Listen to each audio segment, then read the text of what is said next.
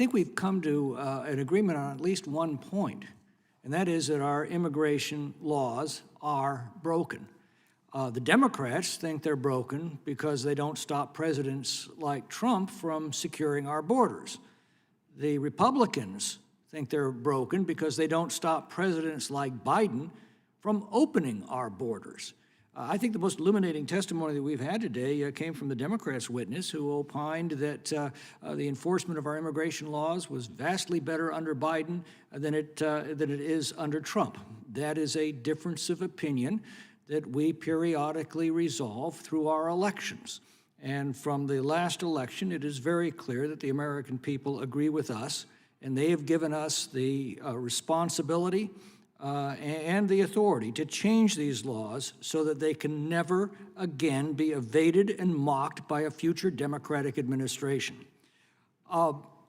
Ms. Vaughn, I want to begin with the abuse of our asylum process, which I think is one of the biggest problems that we face. We all know the vast majority of asylum claims turn out to be bogus, but under the Biden administration, just making that claim got you immediate admittance into our country, a lot of free stuff. You were assured that your claim wouldn't be heard for many years, and once it was rejected and you were ordered by a court deported, that order wouldn't be enforced. Obviously, Remain in Mexico took a lot of the incentive out of making these false claims, and of course, one of President Trump's first orders reinstates that policy. But it seems to me we need to assure the permanence of that policy, and we also need to be clear that asylum is reserved for those who've been singled out by their own government for persecution because of their religion, race, or political views. And under international law, once you have crossed that first international border, you have now separated yourself from that government. You have the right to apply for asylum in that country that you first crossed into. You do not have the right to pass through 5 other countries because you want free stuff from Americans. And it also seems to me that if you break our laws to enter our country, you should forfeit any claim to asylum because you've already expressed your intention to disobey our laws. What do we need to do to reinstate these principles and assure that future presidents can't circumvent them? Well, the asylum system is one of the biggest loopholes in our immigration law right now that's routinely exploited. That's why we need legislation to actually codify provisions to address the problems that you've mentioned. For example, to make it clear that you must enter through a legal port of entry, that you're not going to qualify for asylum if you've passed through a safe third country, or if you could have relocated within your own country.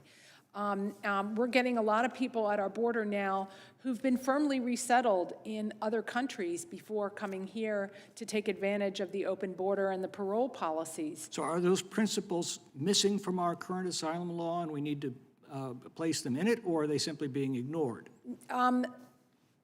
They are really, the clarification is missing. I think that there are different ways you could interpret our law, but they're not going to be as effective. We need H.R. 2 closed a lot of those loopholes. Your guidance on what else needs to be done to assure that this doesn't happen again would be much appreciated. Mr. Fabricatore, the sanctuary policies, what do those laws do exactly?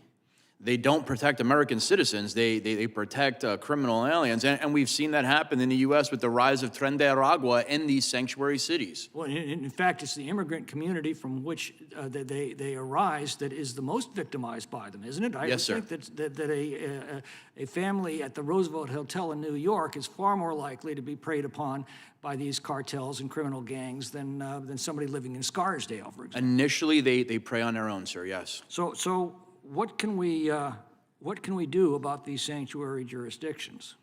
Well, we need to look at any kind of defunding that we can do. And look, we need to make sure that ICE is going into these communities and they can work with local law enforcement. If we're really serious about keeping American citizens safe, we have to be serious about letting law enforcement work together to keep American citizens safe. And that's not going to happen as long as we have these sanctuary jurisdictions that don't allow local law enforcement to give information to ICE.